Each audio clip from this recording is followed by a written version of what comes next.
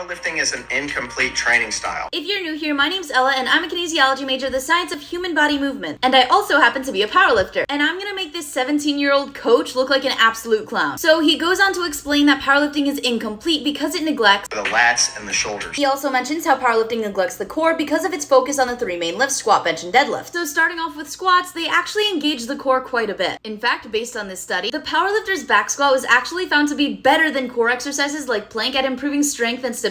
And in this study, squats were used to measure core strength and functionality. Next, the powerlifter's barbell bench. And based on this study and this systematic review, there's plenty of activation of the anterior deltoid during the barbell bench press. And since this kid probably never took an anatomy class, let alone a musculoskeletal anatomy class, your anterior deltoid is part of your shoulder. As for your lateral and rear deltoid, although they aren't as active, your lateral and rear deltoid are still technically active throughout the movement. Last but not least, the powerlifter's deadlift, which based on EMG data from this study does actually activate your latissimus dorsi or lats. And based on this study, deadlifting definitely activates your core. And putting EMG data and scientific literature aside, deadlifting is a full body exercise, which means every muscle is working to some extent to provide stability. Now yes, you can argue that deadlifting won't significantly hypertrophy or strengthen your lats, and you can even argue that deadlifting doesn't significantly hypertrophy or strengthen most muscles in your body despite it being a total body exercise. And same thing goes for the bench. You can argue that benching doesn't significantly hypertrophy or strengthen your shoulders. However, that's why any powerlifting program that's worth its salt will include accessories that target the lats, shoulders, and any other muscle group that may be lagging. Overall, stop coping that girls like me, which are 50 pounds less than you, can rep your max deadlift and come back after you take a musculoskeletal anatomy class.